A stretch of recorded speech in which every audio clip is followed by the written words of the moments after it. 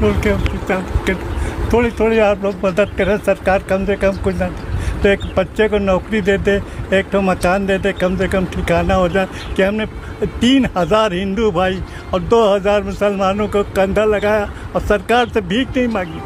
हम अपने आप ही लोग से लेके करते रहे जवानी में, अभी भी करते हैं। करने में हम आखिर वक्त तक इन लोग से कह दिया बेटा सारी हमारी तमन्ना यह है कि काम बंद ना हो। पूरी दुनिया के अंदर हलचल मच गई है, पूरी दुनिया में आप घूमते हैं कहीं ना देखा होगा एक टका कि कोई लाश या हिंदू मुसलमान की फेंकी जाए। नमस्कार दोस्तों, मैं विनय दुबे मुंबई से चलकर आज सवेरे ही उत्तर प्रदेश आया हूँ। एक ऐसी जगह जहाँ पर इंसान तो नहीं कह पाऊँगा कि एक देवता के स्वरूप रहते हैं, लेकिन उनकी हालत इस समय ऐसी है कि सरकार को अनदेखी के कारण आज उनकी जो दिक्कतें हैं वो बढ़ रही हैं। मैं जिस इंसान की बात करने जा रहा हूँ वो अपने आप में एक नाम, एक शोहरत है, अपने आप में एक उदाहरण है इंसानियत के। क्योंकि जिस इंसान के लिए मैं आज यहाँ पे आया हूँ उसके लिए आपने सोशल मीडिया पे तो बहुत आवाज़ें सुनी होंगी, लेकिन सही में जो मदद या सही में जो एक हाथ बढ़ाने की बात होती है उस समय केवल लोग आते हैं और फ़ोटो खिंचा कर वापस चले जाते हैं। ये घर की हालत आपको देख के अंदाज़ा मिल चुका होगा कि वो इंसान किस हालात में रह रहे हैं, और उसके बावजूद सरकार यहाँ पे सोई हुई है और उनको जो सही में जो उन्होंने ज़िंदगी भर जो काम किया है उसको देखते हुए उनको जो एक सम्मान मिलना चाहिए सरकार की तरफ से वो नहीं मिल पा रहा है। शायद यही कारण है कि हम जैसे सामाजिक कार्यकर्ताओं को इसके लिए आवाज़ उठानी पड़ रही है। ये कहीं ना कहीं देश का दुर्भाग्य है कि जिस इंसान ने ज़िंदगी भर अपनी सेवाएं दी, आज उस इंसान की ये हालत है कि वो मजबूर है और एक बिस्तर पर पड़े पड़े सरकार की तरफ से मिलने वाली जो एक सहयोग कह सकते हैं या एक प्रोत्साहन कह सकते हैं उसके इंतज़ार में ये बुज़ुर्ग की आंखें आज 85 सालों की हो गई है। आइए मैं आपको मिलाना चाहता हूं। और ज़िंदगी में आपने स्कूलों में रेस लगाई होगी, बहुत सारे इनाम आपको मिले होंगे, और जितनी भी आप लोगों ने पूरे क्लासेस या पूरे स्कूल के इनाम आप जमा कर दीजिए उससे ज़्यादा इनाम यहाँ पे बिस्तरों में पड़े हैं। मैं आपको दिखाता हूँ। शायद ही कोई सम्मान होगा जो इस व्यक्तित्व को नहीं मिला है। आप ये पूरा चीज़ देख सकते हैं, लेकिन सबसे महत्वपूर्ण चीज़ ये है कि जो देश का सर्वोच्च पद्मश्री नाम का जो सम्मान है, ये पत्र है उनका। मैं बात कर रहा हूँ पद्मश्री सम्मानित मोहम्मद शरीफ चाचा की। मैं इस समय हूँ फैज़ाबाद में और ये पत्र है पद्मश्री का जो कि भारत सरकार द्वारा जनवरी 2020 में इशू किया गया था। यहाँ आप देख सकते हैं तमाम ये फ़ोटोग्राफ्स गवाही दे रहे हैं कि इस इंसान ने अपनी ज़िंदगी किस चीज़ में खपा दी और उसके बदले में केवल उनको मिली है मायूसी। आज इस बिस्तर पे पड़े इस इंसान की जो हालात हैं वो कहीं ना कहीं आपकी और हमारी ज़िम्मेदारी है। मैं कुछ ऐसी चीज़ें दिखाता हूँ कि आज जो हालात हैं वो कितने तकलीफ़दायक हैं। मैं पहले मिलाता हूँ उस इंसान से जिसकी हम यहाँ पे बात कर रहे हैं।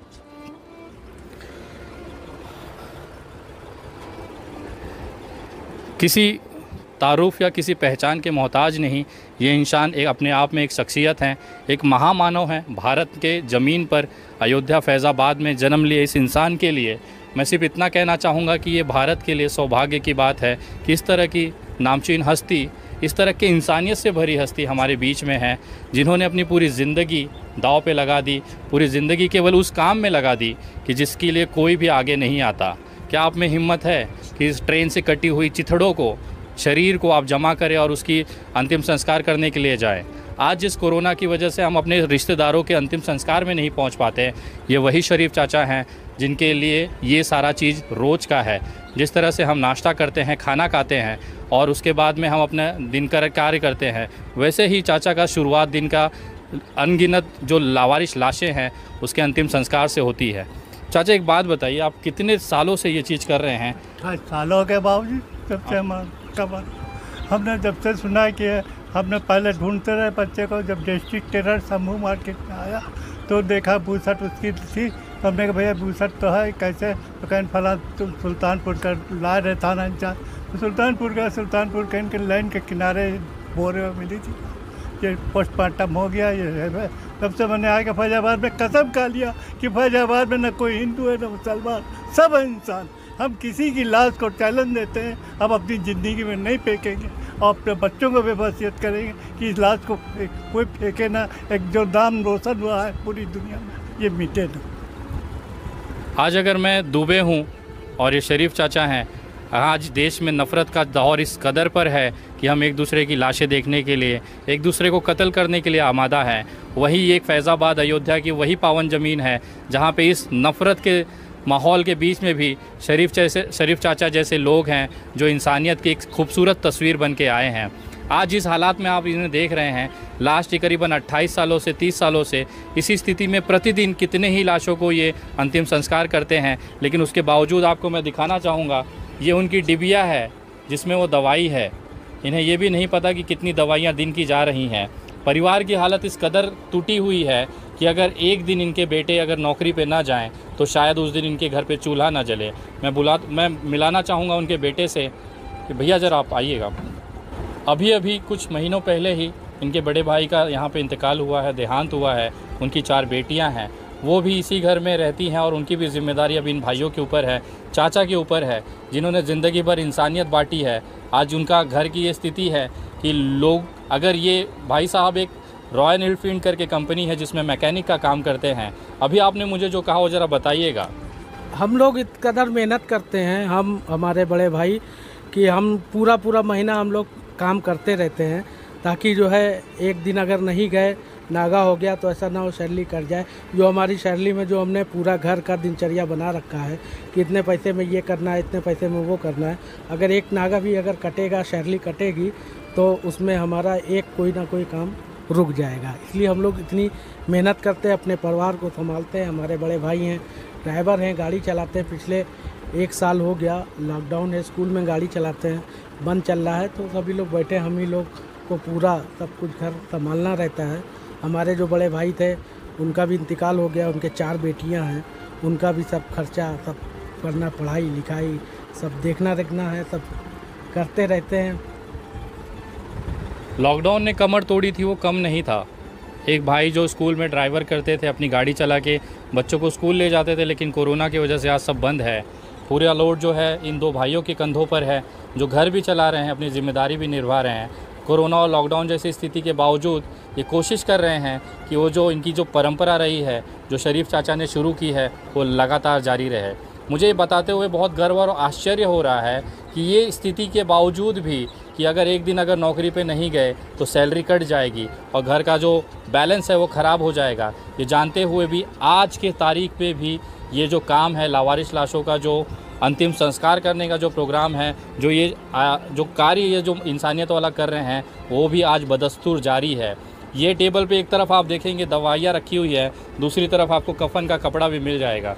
ये चीज़ें आप देख सकते हैं यहाँ पे ला के रखा हुआ है ताकि अगर किसी की कॉल आ जाए तो कपड़े के लिए या किसी के लिए इंतज़ार ना पड़ना पड़े, उस बेचारे को अपने हाथों से यहाँ से भिजवाते हैं।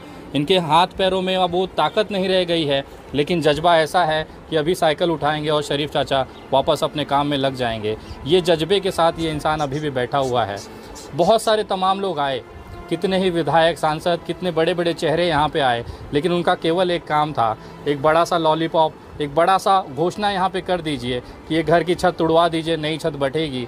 एक यहाँ पे बड़े चेहरे आते हैं राजनीतिक तौर पे जो दावा करते हैं कि हम 10 लाख रुपया दे देंगे, 15 लाख रुपया दे देंगे, लेकिन सिर्फ वो फ़ोटो खिंचाने तक वो दावा होता है। उसके बाद आज तक यहाँ पर कोई नहीं आया, जिसका गवाह ये परिवार है। मैं इनके परिवार से पूछना चाहता हूँ कि क्या कोई आया है सर आज तक जो आपको मदद किया है यहाँ पे? नहीं, ऐसा कोई नहीं आया है, सिर्फ आश्वासन देते हुए यहाँ से चले गए। आए हैं, आश्वासन दिया, ये करेंगे, वो करेंगे, सब कुछ करेंगे, लेकिन आज तक कुछ नहीं किया। भैया आपको क्या अनुभव हुआ लास्ट जब पिछली बार जब फरवरी में चाचा जी बीमार थे? जी, उस समय तो यहाँ तांता लगा हुआ था। जी, बहुत भीड़ रहती थी, सभी राजनीतिक पार्टी के लोग आते थे, तो अपना आते थे, देखते थे, आश्वासन, फ़ोटो खिंचाते थे, ये कर दूंगा, वो ऐसे हो जाएगा, सब सही हो जाएगा, लेकिन कुछ होता नहीं। सोचिए, जिस इंसान ने पूरी ज़िंदगी अपनी इंसानियत के नाम पर दे दी और आज जब हमें उन्हें, इस परिवार को, ये हमारे लिए बहुत गर्व की बात होनी चाहिए कि हम इस परिवार के कुछ काम आ पाएँ। एक इंसानियत जिन्होंने पूरी ज़िंदगी कितने ही अनगिनत लाशों को इन्होंने उसके अंतिम मुकाम पर पहुंचाया। इन्होंने देखा वो हिंदू है या मुसलमान है, फिर हम ये नफ़रत की ज़िंदगी क्यों जिए जा रहे हैं। कहीं पर भी अगर आपके जहन में अगर ये तस्वीर आए कि हमें मुसलमानों से नफ़रत करनी है, हमें हिंदुओं से नफ़रत करनी है, तो ये चेहरा ज़रूर याद रखिएगा, क्योंकि ये वही शरीफ चाचा हैं जिन्होंने कभी भी भेदभाव नहीं किया। और आज उनकी स्थिति ये है कि दवाइयाँ और जो बाकी इलाज हैं, सोचिए एक दिन की अगर ये नौकरी ना करे तो सैलरी कटने का जो खौफ है, इस कदर इस परिवार इस कहाँ पे आ चुका है। तो कहीं ना कहीं ये हम सब की ज़िम्मेदारी होती है। मैं मुंबई से आया हूँ और मैं चाहता हूँ कि चाचा जी के जो चरण है, मैं उसके लायक नहीं हूँ, मैं इनके एक पैर के धूल के बराबर हूँ, लेकिन एक कोशिश मेरी यही है कि मेरे पिताजी समान है और अगर मैं कुछ इसमें सहयोग कर पाया तो अपनी तरफ से मैं चाचा जी के चरणों में ये छोटी सी चीज़ रखना चाहता हूँ। चाचा जी,